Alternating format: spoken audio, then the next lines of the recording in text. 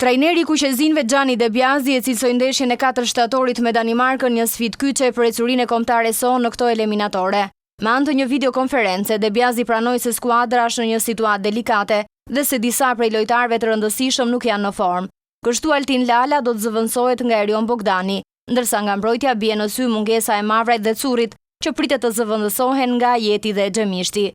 Kjo ndeshje me Danimarkën është kyçe për ecurinë tonë. Sa i përket kësaj periudhe, duhet të kemi parasysh që nuk kemi shumë kohë për ta përgatitur këtë ndeshje, pasi disa nga lojtarët tanë do të luajnë të dielën në mbrëmje dhe stërvitja jonë e parë plot do të jetë të martën pasdite. Jemi një skuadër që punojmë shumë me anën fizike dhe kjo pikë jona e fortë na bën të kalojmë diferencat ndoshta teknike që kemi me kundërshtarët. Do të përpiqemi ta fitojmë këtë ndeshje në mënyrë inteligjente. Ditën e hënë, përfaqësuesja kuqezi do të bëjë grumbullimin në Venecia, ku do të stërvitet deri para nisjes për në Kopenhagen. Sfida mes Danimarkës dhe Shqipërisë do të luhet me 4 shtator në Kopenhagen, ndërsa 3 ditë më pas kombëtaren tonë pret një tjetër përballje e fortë me Portugalinë në Elbasan Arena.